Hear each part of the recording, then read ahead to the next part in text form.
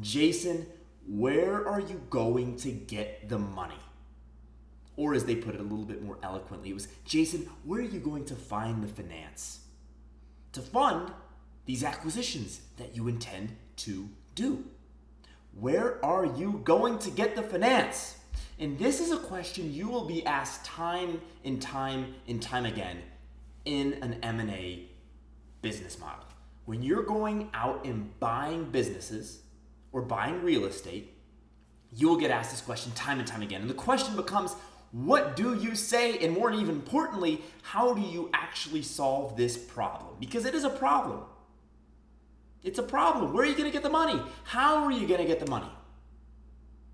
Firstly, what I believe you should say and then ultimately do, right? So what you should say and what you should do are the exact same thing. I don't believe in saying X but doing Y. So say what you do and do what you say. But what you should say and then do is, especially if you're making acquisitions in the United States of America, is we will be using SBA financing, commercial debt, seller finance, and or equity from private investors or my own capital to finance our deals. Again, so the different ways to get deals financed are SBA financing, which is government financing. So if you're not in America, by the way, I would look into if you're in England or if you're in Scotland or if you're in, I don't know, Saudi Arabia, I would look into your government forms of financing. But to go back to the United States, because that's where I'm from, that's where we're doing our acquisitions, and that's really what I can speak to, we will be using SBA financing, seller finance, and or private infusions of capital in the form of equity to finance our deals.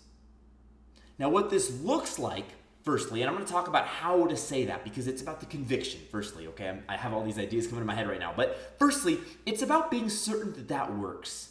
It's about being certain that indeed SBA financing, seller finance, and or private investor capital is a sound and legitimate way to buy businesses, which it is. It is. SBA financing is the best place to get the money. Why? Because, excuse the mic bump there, because the government's basically the best place to find the money for anything that you want to do. The government has a totally different view on economics than do private businesses. If you can't get an SBA finance loan, which you pretty much can in most sectors except for real estate. I happen to be in real estate, so for me, the SBA program doesn't work, but for you, it probably does. But if you can't use SBA financing, you can use traditional commercial debt, albeit when you go to get a traditional commercial loan from a private bank, it will be more competitive. So the other great way to get that lion's share of the finance is seller finance. Now, what this hinges on is a motivated seller. And really, I would say to you that a motivated seller is actually the underpinning of this whole thing. See, well, everyone will ask you, where are you going to get the finance? The bigger question is, where are you going to get the great deal?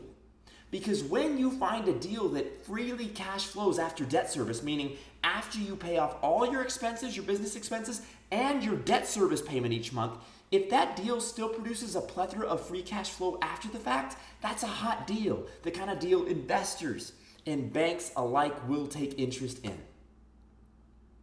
So while ultimately people are going to ask you, where are you going to get the finance? What you can retort and say is, that's a great question, and the answer to that question I'll discuss in a minute. But firstly, the more pressing challenge we're faced with is finding a great deal.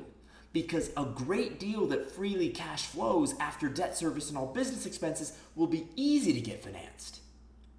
Now that said, we will be using a combination of SBA financing, seller finance, and private equity infusion.